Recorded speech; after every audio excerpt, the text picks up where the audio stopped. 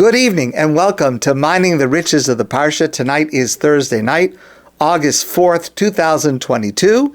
And tonight, instead of dealing with this week's Torah portion, we will discuss this coming Shabbos, a very special Shabbos, and the upcoming Tisha B'Av commemoration that is Saturday night and Sunday. Rabbi Yechiel Spiro tells this story about a young man. We'll call him Yaakov. And he lived in Chicago, but he often visited New York. And whenever he visited New York, he had a very, very comfortable place to stay. There was a family, Yosef and Leah Goldenfeld, and they were very nice to him. They had room for him. And whenever he would come, they were very hospitable to him. And he enjoyed being able to visit and feel at home. And it was just a great experience whenever he came. He was once on a visit to New York. He was staying with Yosef and Leah. And he woke up in the morning, and the atmosphere in the home was very different. In a somber tone, his host Yosef told him that during the night, his father, Yosef's father, the host's father, had passed away. Yaakov knew that Yosef's father was an elderly man, was not in such good health, but of course he was very sad to hear this news about his host. Although Yosef, at this moment, was not crying, but Yosef mentioned that he had to now go and inform his mother of this tragic news. Yaakov offered to help in any way that he could. There was nothing for him to do at that moment, so Yaakov went to shul to go to daven. An hour later, Yaakov came back. He came back into the home, and now Yosef, his host, was sobbing bitterly, bitter tears. And Yaakov was a young man, not so experienced in the world, but he was surprised that an hour ago, Yosef seemed to have been in control of himself, and now, an hour later, he's sobbing hysterically. What could have been so bad? What could have happened in the last hour that was worse than his own father's passing? A few minutes later, Yosef regained his composure, was able to stop crying. And he said to his guest, Yaakov, he said, I went to tell my mother that her husband had passed away. And she said, oh.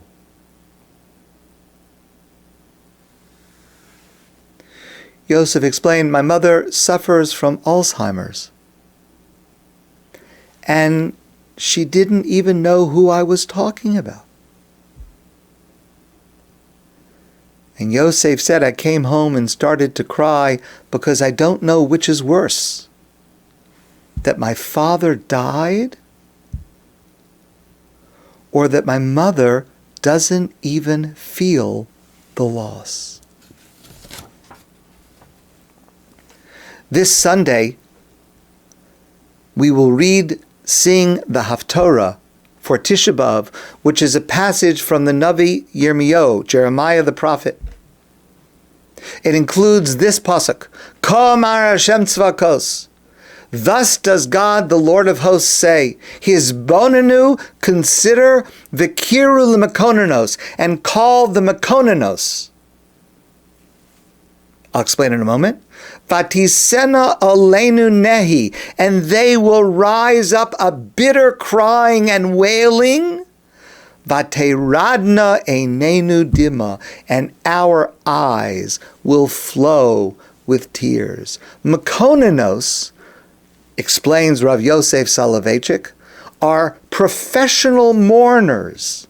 It was the practice in those times that you would hire these women, sort of like, excuse the analogy, like animators, but animators at a funeral. And They would cry at appropriate times, and other people would follow their lead. And they would cry. And they would help to ensure that the atmosphere of the funeral was appropriate to the grief and to the passing of the person that had died. The Rav explains for Churban, for the destructions that we commemorate on Tisha B'Av, we have to be instructed how to mourn, because it doesn't come naturally. We have to learn, which is what we're going to do tonight, and we've been doing it this week and over Shabbos. We have to be able to learn in order to appreciate what it is that we miss, because it is not so obvious to most of us what it is that we are grieving. Consider this. Rabbi Yoni Lavi, a teacher in Israel, wrote, imagine this. Imagine people who grew up in an imaginary world, not this world, an imaginary world where marriage, if you're married to someone, it means that you send them a text message once a week and that you speak to them on the phone once a month. And that's it. That's marriage. That's the whole relationship. No jokes about those people for whom that would actually be an improvement. We'll leave that to the side. But imagine a person who grows up in a world and this is what I'm taught. This is what marriage is.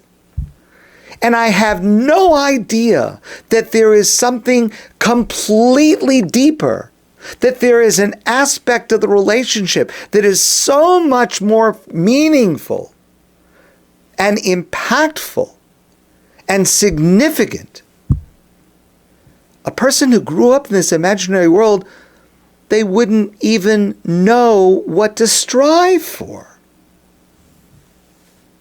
Tisha B'Av for us requires our imagination to mourn that which we have never experienced. On Tisha B'Av, we mourn the unity of the Jewish people that existed when the Beis Hamikdash, the Holy Temple in Jerusalem, was standing, and the entire Jewish people would gather there 3 times a year. We mourn that unity, but we have never experienced it. We can't even imagine what would it be like.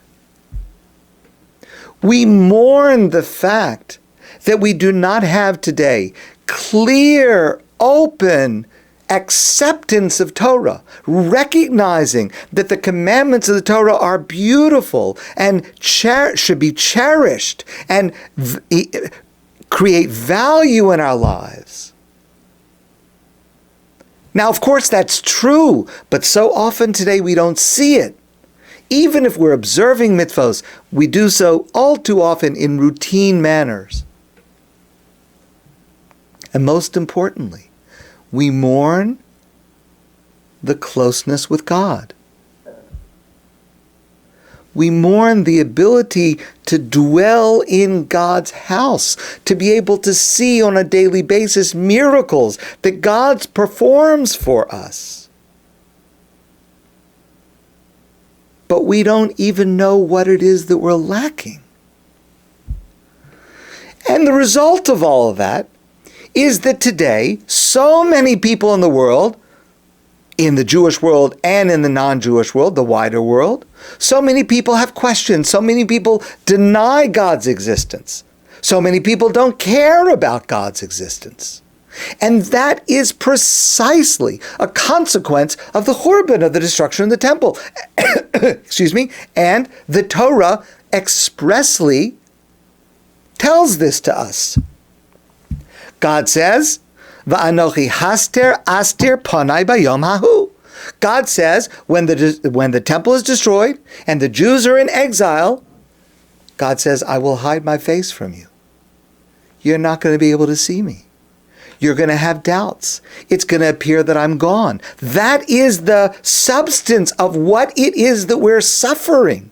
So how do we know what to mourn if what we are mourning is precisely what we have never experienced? Okay, so we have to try. We have to try to feel it. We have to try to appreciate the loss. So we study about it. We have tools. Saturday night, we will read the book of Eichel, Lamentations. Saturday night and Sunday morning, we have Kinnot, the beautiful, mournful poems, the dirges of beautiful, intricate poetry. We fast. We sit low to the floor. All of these things are supposed to help us to imagine what it is that we are missing. But keep in mind that all of these things are tools. They are intermediaries to help us reach the goal of internalizing the emotion of loss and grief. Every year, this Shabbos, this coming Shabbos, the Shabbos before Tisha B'Av, is a complex and difficult day. It's like Shabbos during Shiva, when, God forbid, a person is sitting Shiva. There's always a Shabbos in the middle. Shabbos does not cancel the Shiva like a Yom Tov does, but on Shabbos, even though we are in Shiva, we do not allow any overt public expressions of mourning on Shabbos. And so this Shabbos, we will enjoy meat and wine and Shabbos clothes. No overt mourning, though the underlying trauma seeps in. It's our custom at Adath and in many, many other places that the famous song that we sing on Friday night, Lecha Dodi, this beautiful, joyous song, and we have so many different melodies that we use for this beautiful song. This Shabbos, we use the haunting melody of Elei Tzion. And I'm going to discuss this with you in just a few moments. A sad, mournful, haunting melody that is borrowed from Tisha B'Av itself. And especially on Shabbos day, we read the Haftarah. The passage from the prophet that we read after the Torah reading. The Haftarah that we read this Shabbos gives its name to this Shabbos. We refer to this Shabbos as Shabbos Chazon, the Shabbos of the vision, which refers to the opening words of the passage from the prophet Isaiah, Yeshayahu Hanavi, that we read. Chazon Yeshayahu ben Amotz, Asher Chaza al Yehuda val Yerushalayim. This is the vision of Isaiah that he prophesied concerning Israel and Jerusalem. And when we read this Haftarah, this Shabbos, much of it is very difficult to hear. Certainly, it intrudes on the spirit of Shabbos. Mikav regel vad rosh ein bo masom. From the heel of my foot to the top of my head, there is no place without bruises. I am covered with wounds and cuts and burns. They have not been bound in bandages, and they are not healed. Chodshechem u'moadechem sana nafshi. God says, it sounds impossible to say these words. God says to us through the prophet Yeshayahu, your observance of the holidays and your observance of the new moon, Rosh Chodesh, sana nafshi. God says, I hate it. I detest it. Hayu alai letorach. You're bothering me. You're a burden to me. Ubeparishchem kapechem. And when you spread your arms in front of me to pray to me, God says, A'alim einai mikem. I will avert my eyes from you. Gam p'kisar b'tefillah, even when you engage in lengthy prayers, eineni shomea, I'm not listening. Because yedechem damim maleu, because your hands are filled with blood. You are hypocrites. You pretend to be righteous people, but you oppress those who are weaker than you. You pretend to be pious, but when no one is looking, you steal from others. You pretend to be moral, but you subvert morality and justice. God says, I'm tired of you. I'm not going to listen to you. I avert my eyes from you.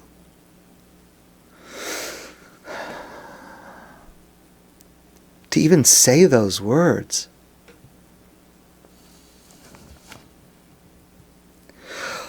But, like on Tisha B'Av itself, there is a path to hope and to redemption. The prophet continues, Rachatzu, wash yourself. Hizaku hasiru ra me'alechem. Cleanse yourself, purify yourself, get rid of the evil that is within you.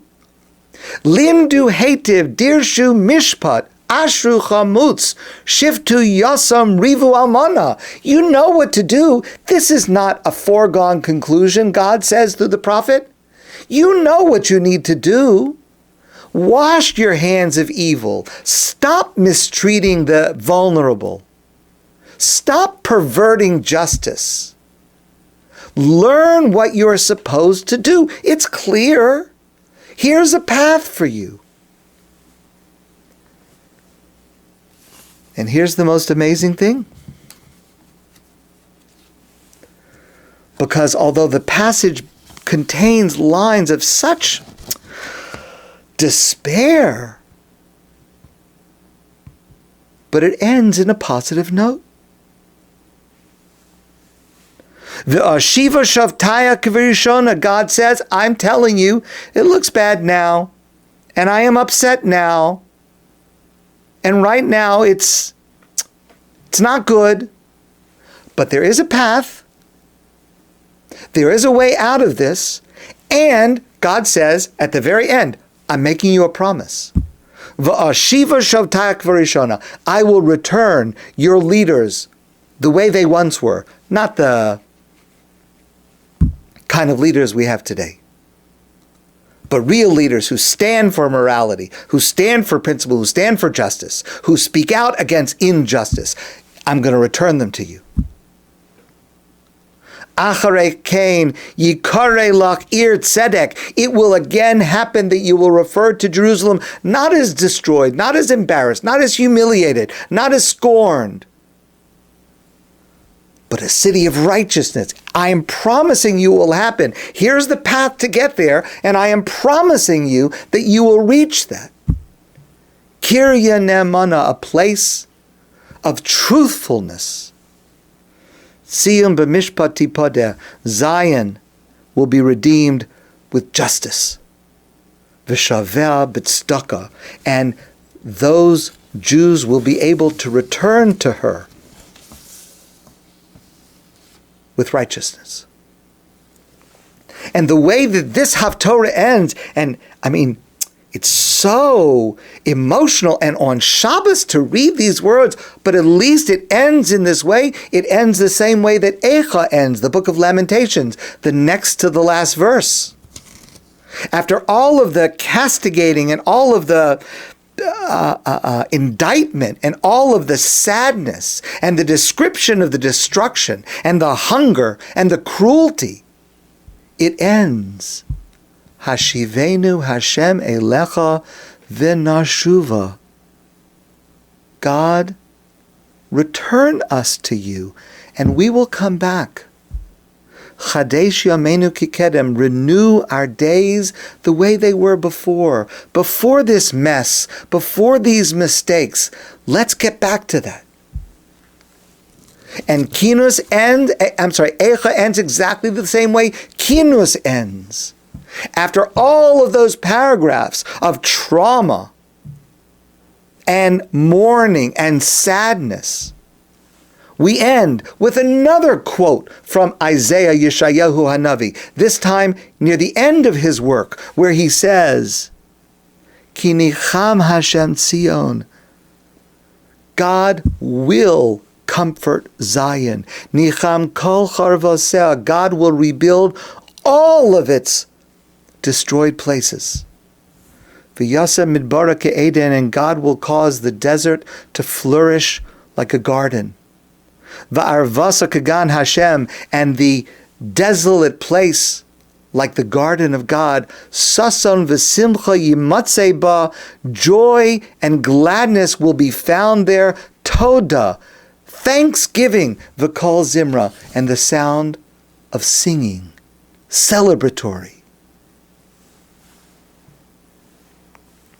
That's the complexity, the ambiguity of this Shabbos. It's not exactly mourning because we're not supposed to have overt mourning, although I got to tell you that Haftarah kind of pushes me over the edge. I don't know about you. It's not exactly Shabbos. It's Shabbos, but there's some stuff seeping in. That's the complexity of the Shabbos every year. But this year is different.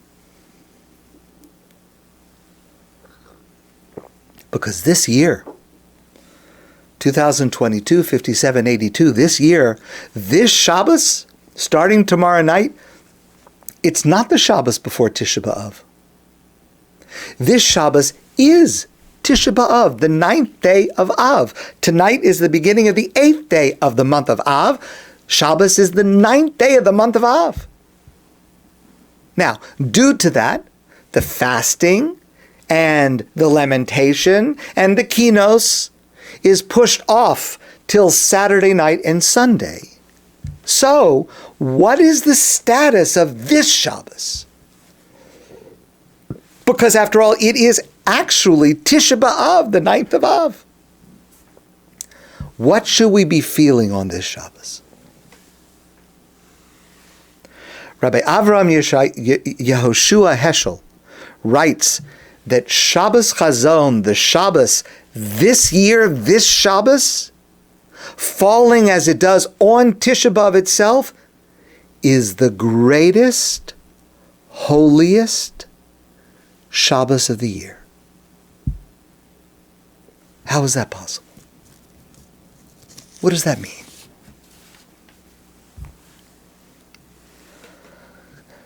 Earlier I mentioned Elei Tzion. This is one of the Kinnot that we recite this Sunday morning.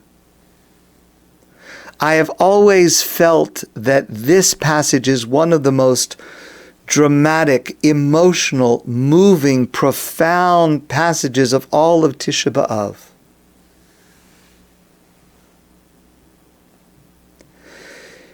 Elei Tzion ve'areha, lament Zion and her cities. Kamo isha b'tzireha, like a woman in her labor pains. V'chibsula chagura sak, like a young woman mourning. Al bal neureha, the death of the husband of her youth. The tune is so haunting. And this is the tune that we borrow tomorrow night for L'Chadodi.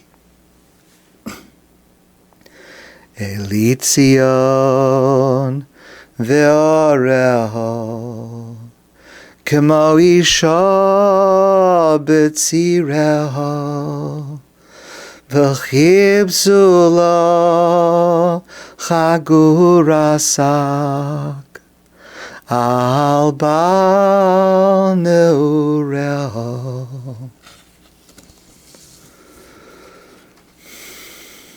Several years ago, I was thinking a lot about those lines while Marcy and I were in New York for the birth and the bris of our grandson. Many of us know the unique and superlative joy of holding a newborn baby grandchild. And if you have had that tremendous highlight of life, I wish it to you again. And if you have not had that yet, I bless that you will have it. The 2 weeks that we were in New York for the birth and the bris, we were so happy.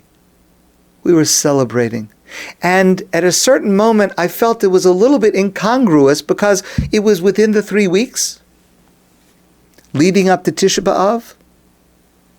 It's a period of mourning, but we were celebrating.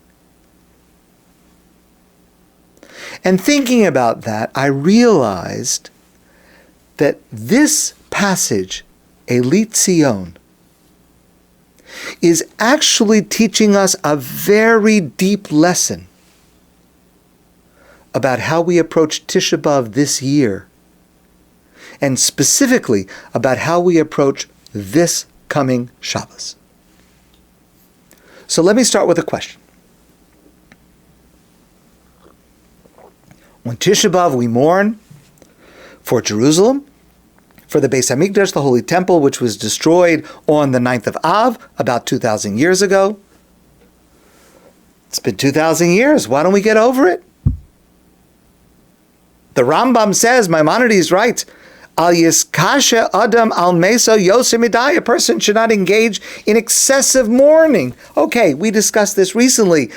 What excessive is itself somewhat subjective. But, we have a structure, a process of periods of mourning. God forbid someone passes away. There's Shiva for 7 days. There's Shloshim for 30 days. There's Shana Rishon of the first year. There's Yartzeit, an anniversary every year. And it is normal to gradually, for most people, to gradually heal.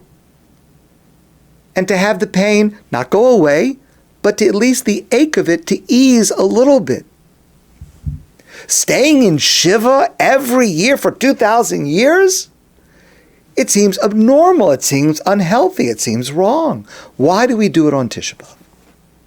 So there's several answers. I actually shared one with you a few weeks ago, but allow me to share an answer suggested by Rabbi Jonathan Sachs. Rabbi Jonathan Sachs draws our attention to the narrative in Bereshis, where Yosef and his brothers are at odds, and Yosef's brothers first want to kill him. But then they decide they're just going to sell him into slavery. But how do they explain when they come back to their father Yaakov, where's his favorite son Yosef? So they make up a story. They take his cloak, which is recognizable that it belongs to Yosef. They dip it in the blood of an animal. They bring it home. And Yaakov, on his own, surmises a wild animal must have killed my son Yosef. And the Torah tells us, and all the sons and daughters came to comfort their father, but he refused to be comforted. Same question.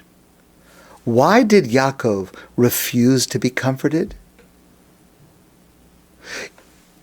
The Medrash suggests Yaakov refused to be comforted because he refused to give up hope that Yosef was still alive, as indeed he was. And listen carefully to the insight of Rabbi Sachs. Hope is not costless. It carries a considerable price. Those who hope refuse to be comforted. But that cost is worthwhile if in fact it leads to regaining what we lost, overcoming what we faced, benefiting from what we have suffered. Our hope for the complete redemption of Israel is the reason for our sorrow on Tisha B'Av, because without that hope that it will return, we would have long ago unburdened ourselves of that sorrow. We are living today in a very special time, and we must recognize it and not take it for granted. For 2,000 years, no Jew experienced what we experience today. We are seeing today the redemption at hand.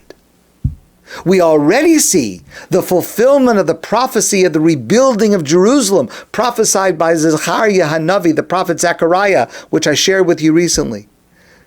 We already see the fulfillment of the prophecy of the flowering of Israel.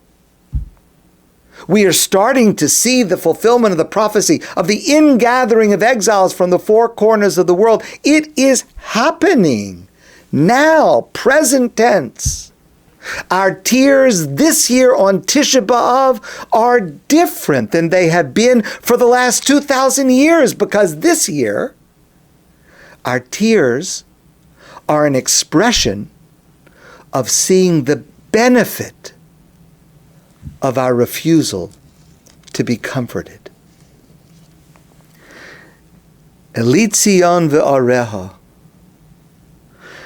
The mourning and sadness of Zion, the destruction, the exile, is described with two haunting metaphors, but they are very different from each other. And they speak to different experiences, and they address different eras of history. Kibsula chagura sak al bal neureha. The sadness on Tisha B'Av is like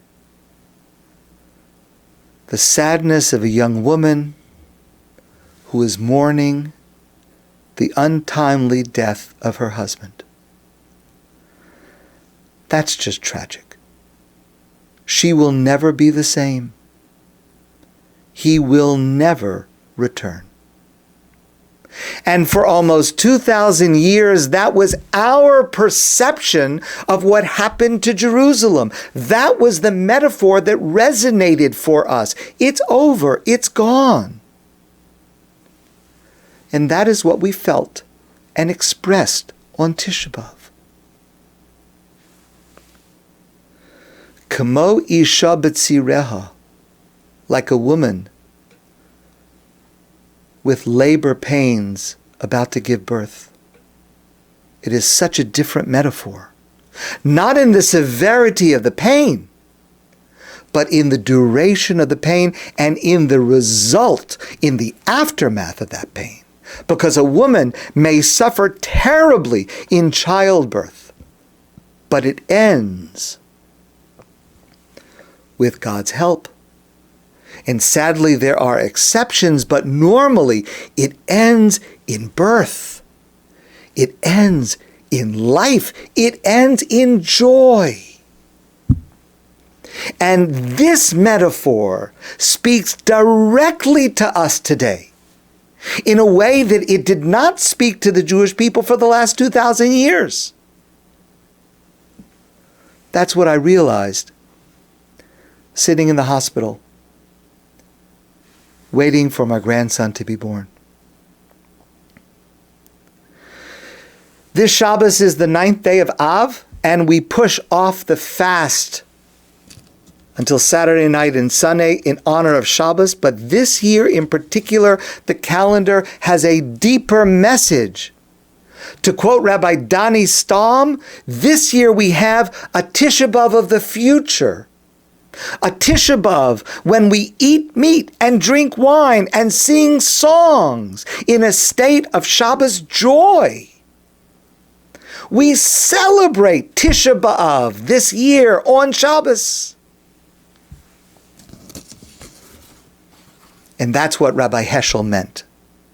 When Tisha B'Av falls on Shabbos itself, that Shabbos is the greatest Shabbos of the year, the holiest Shabbos of the year, because it is the opportunity to feel and express the anticipation of the approaching redemption, the coming to the end of exile, and we're able to appreciate that and celebrate that separate from the mourning and the sadness of Saturday night and Sunday. Both of these themes are present on every Tisha B'Av, and we'll discuss that another time, but they're mixed together. But when it falls like this, we have an entire day to focus exclusively on the comforting, on the consolation, on the approach of redemption. Several years ago, we were walking in Jerusalem's Old City in the Jewish Quarter. And I saw something that I had never seen before, and it surprised me. I have spent not as much as I want, but thank God, quite a bit of time walking the streets of the Old City of Jerusalem. And in all of my time there, I'd never ever seen this. There is a large house in the Jewish quarter of the Old City, and on the outer wall of this home is a plaque. And the plaque reads, it's engraved in Hebrew, I'll translate it, Beis Baruch Mordechai. I'm sorry, Beis Baruch Mizrahi. Excuse me, wrong name. Beis Baruch Mizrahi, the home of Baruch Mizrahi.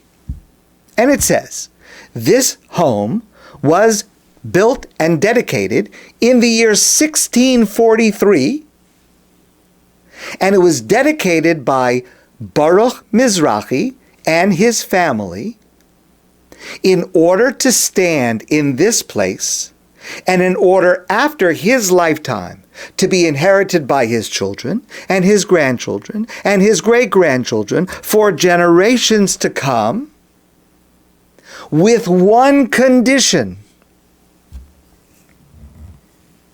She'im tchias hamesim, that when the time comes for the Messianic era and the resurrection of the dead, and Baruch Mizrahi, who passed away 375 years ago, comes back to life, Yashuv hu lizgara beveso. He wants his house back. I'm taking it back. You can have it. Enjoy it.